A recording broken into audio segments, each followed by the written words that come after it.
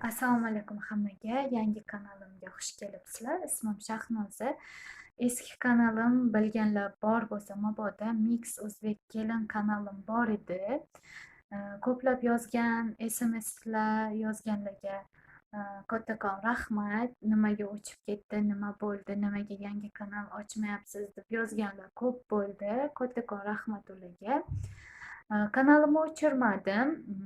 Ko'plar tanisa kerak. Nargiza Unal O'zbek kelin deb tanilgan ovsinim kanallari bor edi. O'zbek kelin degan kanallari. Ularni kanallari o'chib ketganidan keyin mani kanalim ham ularni Google hisoblariga bog'liq bo'lganligi sababidan bloklanib qoldi. Shu bilan ocholmadik. Undan keyin uzun ora berdim, kanal ochmaslikka qaror berdim, to'g'risini aytsam. Lekin yozgan SMSlardan judayam xursand bo'lib, ilhomlanib ketdimmi desam, nima desam. Xullas, kanal ochishga qaror berdim. Eski kanalimni bilasizlar, agar bilmaganlar bor bo'lsa, tikuvchilik haqida, professional tikuvchilik emas albatta, video jarayonida ham har doim aytib borardim.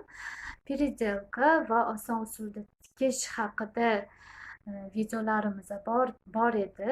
Bu kanalimda ham unga o'xshash videolar bo'ladimi? Bo'lishi mumkin. Orada bir uni ham qo'yishga harakat qilaman, lekin asosiy vlog tarzida video olish niyatim bor. Albatta sizlarga qiziq bo'lsa, sizlarni talabinglarga qarab o'zgarishi ham mumkin. Turk taomlari ham pishirib video qo'yishga harakat qilaman. Turmush o'rtog'im ham juda ham yaxshi ko'radilar ovqat pishirishni. Ularni ham ajoyib taomlarini ham videoga olishga harakat qilaman inshaalloh. Tanimaganlar uchun ismim Shahnoza, 92-yil tug'ilganman. Toshkent viloyati Yangiyo'l shahridanman. Hozirda Turkiyadaman, Ko'chayli Daraja shahrida. Turmush o'rtog'im turk, dengizda ishlaydilar, kapitan bo'lib. Shuning uchun ham asosan o'g'lim bilan yolg'izmiz.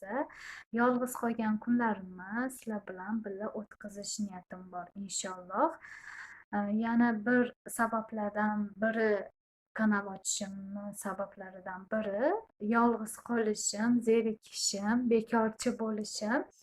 Inshaalloh birgalashib yaxshi kunlar o'tkazamiz degan umiddaman. Karantin paytlarida qanchalik nimalar video olishimni o'zim ham hozir to'g'risini aytsam bilmayman, lekin iloji boricha inshaalloh sizlarga foydali bo'ladigan va sizlarga yoqadigan videolar qo'yishga harakat qilaman. Keyingi videolarimda ko'rishguncha xayr. Allohga omonat bo'linglar.